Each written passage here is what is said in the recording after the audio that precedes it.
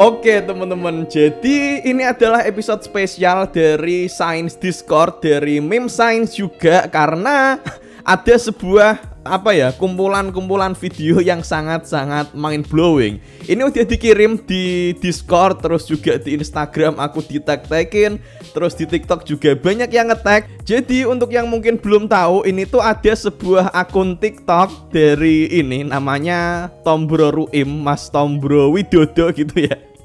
Yang dia ini adalah seorang profesor pengaritan pakai ilmu teknik fisika gitu ya mungkin ya.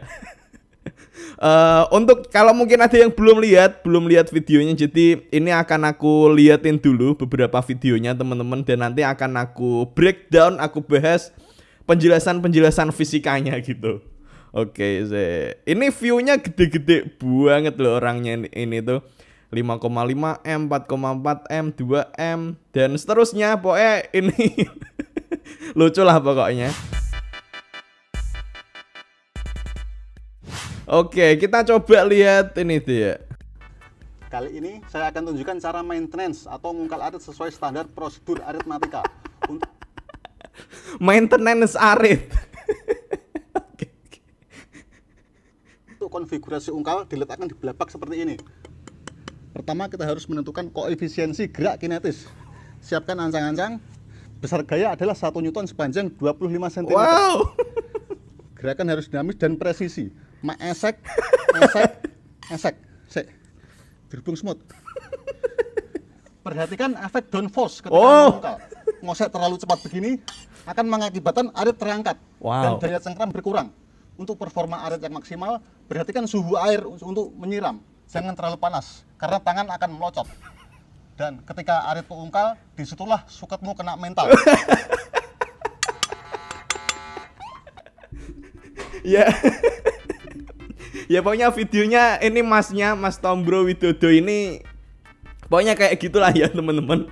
Di video kali ini aku akan coba untuk membreakdown istilah-istilah yang dipakai, dan di sini dia juga ada banyak video terkait ini. Oke ya, jadi kita mulai dulu teman-teman. Kali ini saya akan tunjukkan cara maintenance atau mengungkal arit sesuai standar prosedur aritmatika. Untuk konfigurasi ungkal diletakkan di belapak seperti ini. Pertama kita harus menentukan koefisiensi gerak kinetis. Oke. Kita stop dulu.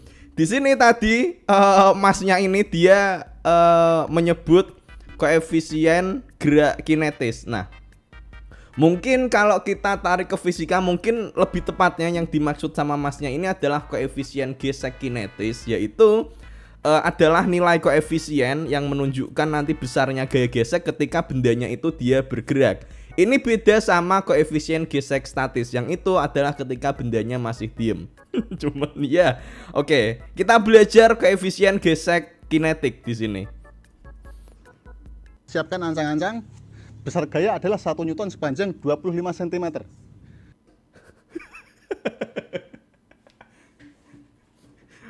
Besar gaya adalah 1 Newton sepanjang 25 cm.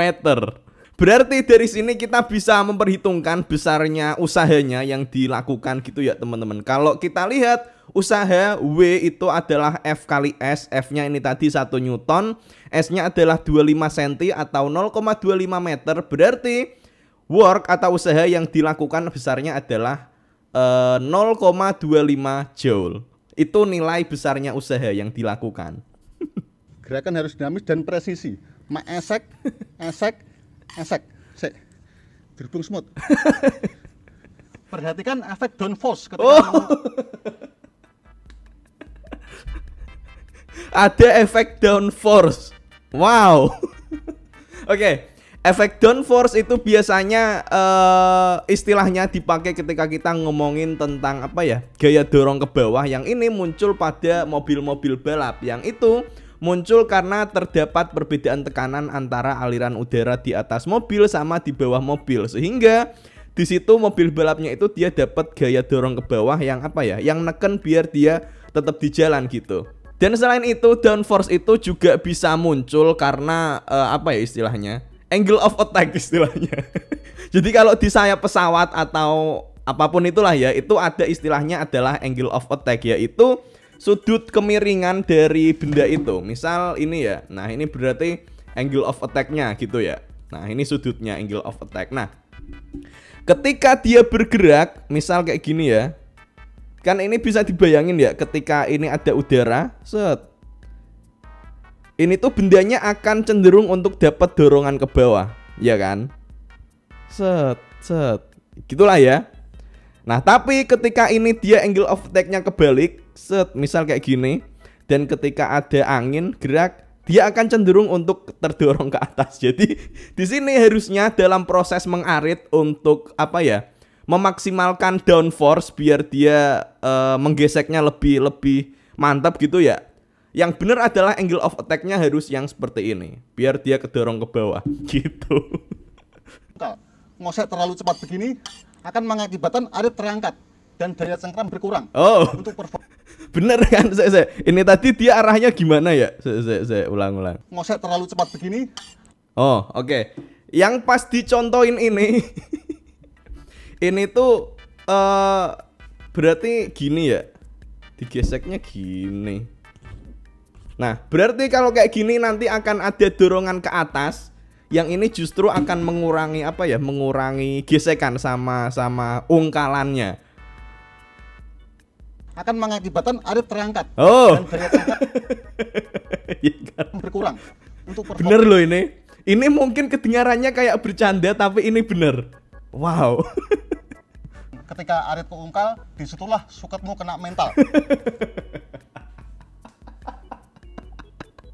Ngakak aku. Ini hiburan yang juga sangat-sangat mendidik gitu loh. Ini sangat-sangat mind blowing. Next kita lihat ke video selanjutnya. Kali ini saya akan memberikan tutorial ngaret sesuai prosedur. Saat ngaret sesuai prosedur itu harus menjadi tumpuan agar tidak terjadi kecetet atau kejulinu. Dan pertama, pegang arit dengan kemiringan 47 derajat. Elevasi tertinggi gagang terhadap tanah adalah 15 cm. Titik tumpu berpusat pada tangan kanan. Oke. Dan kekuatan ayunan kurang lebih 1 horsepower. Lalu pegang pada bagian pang, hentakkan di area popokan, lalu mak jelem. Begitulah tutorial ngarit hari ini. Dalam waktu singkat saja sudah mendapatkan suket yang segini banyaknya. Terima kasih. Oke. Kita bedah untuk video yang ini ya. Dan pertama, pegang arit dengan kemiringan 47 derajat. Oke. Weh. Di sini masnya menyebut sudut aritnya adalah 47 derajat. Ini mungkin cukup misteri untukku karena biasanya kalau apa ya perhitungan fisika biasanya itu sudutnya yang paling optimal adalah di 45 derajat. Tapi kenapa masnya ini pakai 47 derajat? Ini ilmu peraritan yang cukup tinggi nih. Elevasi tertinggi gagang terhadap tanah adalah 15 cm. Oke. Elevasi. Maksudnya elevasi itu adalah ketinggian gitu ya. Simpelnya ketinggian. Jadi misal ini aritnya, ini tanah. Nah, ini jaraknya adalah berapa tadi? 15 cm ya. Kayak gitulah. Intinya ketinggian. Titik tumpu berpusat pada tangan kanan. Oh, oke. Dan kekuatan ayunan kurang lebih 1 horsepower. Lalu pegang pada bagian pang, hentak. Gede banget loh 1 horsepower itu. Saya gini. Oke, pertama tadi yang terkait titik tumpuan. Di sini dikatakan bahwa untuk teknik mengarit ini adalah titik tumpunya ada di tangan kanan. Mungkin ini perlu dispesifikin lagi karena tangan kanan kan segini ya. Harus dispesifikin apakah titik tumpunya di siku atau di pundak gitu. Kemungkinan sih di siku karena kalau di pundak ini rada susah gini lah. Kalau di siku oke lah yo. Nah, gini lah. 47. Nah, gitu. Oke, tapi di sini tadi dibilang tenaganya untuk ngarit adalah 1 horsepower. Ini gede banget loh. 1 horsepower itu berarti sekitar 750 watt. Berarti kalau misal waktu ngaritnya itu sedetik, energi yang dikeluarkan adalah 750 joule. Kayaknya kegedean deh Mas Tombo kalau pakai 1 horsepower. Mungkin ini akan lebih efisien lagi kalau kita mempertimbangkan sama ini shear stress dari suket. Jadi shear stress ini adalah parameter yang nanti menunjukkan dia itu bakal kepotong atau enggak. Nah, jadi kita bisa mempertimbangkan shear stress dari suket, dari rumput itu berapa, biar nanti kita dapat cutting force yang paling optimal. Nggak terlalu besar, tapi juga cukup untuk memotong suketnya gitu. Jadi bisa lebih efisien gitu. Tapi di sini aku cuman omong tok teman-teman, karena dalam prakteknya mungkin ada banyak faktor lain yang ini tentu aja Mas Tomboruim lebih paham. Jadi mending percaya ke Mas Tomboruim aja. Akan di area popokan lalu mak jelem. Next kita lihat ke video yang selanjutnya. Kali ini saya berada di showroom equipment pertanian atau bakul arit. Saya akan menunjukkan bagaimana memilih arit sesuai spesifikasi yang dibutuhkan. Untuk membebat kolon jono, lingkar luar arit harus besar. Gagang harus bisa menahan torsi 20 Nm agar bisa mempertahankan gaya sentripetal. Oke, untuk menghitung lingkar luar, kita menggunakan rumus 1/4 kali pi kali diameter. Skala kontur, kontur interval, dan kemiringan lereng juga mempengaruhi pemilihan arit. Misalnya, kontur X berketinggian 225 meter dan titik Y berketinggian 125 meter. Maka kemiringan lereng XY adalah 5%. Untuk kemiringan tersebut, gunakan arit yang kecil agar mudah bermanuver. Oke. Ketika arit sudah dikasir, disitulah suketmu ketar-ketir.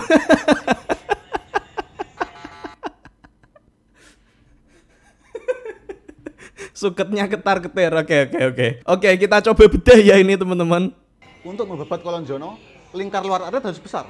Gagang harus bisa menahan torsi 20 Nm agar bisa mempertahankan gaya sentripetal. Oke. Oke, di sini tadi dibilang gagangnya harus punya apa ya? Bisa menahan torsi tertentu. Berapa tadi? 20 Nm. Biar apa ya? Biar bisa menahan gaya sentripetalnya, atau biar si aritnya ini nggak ucul gitu loh, nggak lepas. 20 Nm itu cukup besar loh ya. Jadi misalkan kita asumsikan momen inersia dari aritnya itu adalah 1 kg meter persegi. Itu artinya kalau kita masukin ke perhitungan, kita bisa dapat kecepatan sudut maksimal dari aritnya adalah 20 radian per second berarti. Ini cepet banget loh. Mungkin penggunaannya Mas Tomboruim ini sangat-sangat ekstrim mungkin ya, karena 20 radian per second itu malah kayak helikopter nanti. Ya, jadi itu cepet banget. Tapi kalau memang spesifikasi yang dibutuhin sama masnya ini segitu ya apa boleh buat. Tetap harus pakai yang dengan kekuatan seperti itu biar bisa menahan apa ya, gaya sentripetal ataupun sentrifugal yang muncul gitu loh. Untuk menghitung lingkar luar, kita menggunakan rumus 1/4 kali pi kali diameter. Oke, menghitung lingkar luar pakai rumus 1/4 pi kali diameter. Oke, bener ya. Ini dari rumus keliling lingkaran terus dibagi 4 dengan asumsi berarti lingkar luar dari arit itu dia berbentuk 1/4 lingkaran. Skala kontur, kontur interval, dan kemiringan lereng juga mempengaruhi pemilihan arit. Misalnya, kontur X berketinggian 225 meter dan titik Y. Wait. X 225 meter. Berketinggian 125 meter. Y 125 meter. Maka kemiringan lereng XY adalah 5%. Untuk wait. Kemiringan lerengnya adalah 5%. Kalkulator. Oke. Saya coba aku bagi biasa aja ya. Berarti kan 125 bagi 225. 0,5. Berarti kemiringannya 50% dong kalau pakai ini. Iya. 50% loh ini Mas Tombro ya. Atau mungkin yang dimaksud sudutnya mungkin. Kalau pakai persenan ini 55% kan ya. Gini kan ya caranya ngitung kemiringan pakai persenin itu. Tinggal dibagi aja. Terus dipersenin. Ini berarti 55%. Kalau aku keliru boleh dikoreksi teman-teman. Tapi kayaknya ini berarti 55%. Atau mungkin yang dimaksud adalah sudutnya mungkin ya. Coba. Oh, 0,5 radian. Enggak 5% juga. Atau kalau aku bawa ke derajat, sudutnya 29 derajat. Wait, ini mungkin perlu dikonfirmasi lagi karena ternyata sudut elevasinya bukan 5%, ternyata 55%. Kalau radian tadi 0,5 radian, kalau derajat adalah 29 derajat. Mungkin ada salah hitung mungkin ya. Atau mungkin aku yang salah. Atau mungkin yang dimaksud Masnya ini tadi adalah 12,5 mungkin Y-nya. Kalau itu nanti bisa pas, elevasinya adalah 5%. Piringan tersebut gunakan arit yang kecil agar mudah bermanuver. Oke. Ketika arit sudah dikasir, disitulah suketmu ketar-ketir. Mbaknya bingung. Oke. Dan ya, itu tadi adalah beberapa video analisis fisika di dunia pengaritan. Nanti kalau udah ada series video lagi, series fisika pengaritan perpaculan gitu ya, nanti kita bisa bahas lagi teman-teman. Dan demikian untuk video kali ini, sampai jumpa di video selanjutnya. Dadah.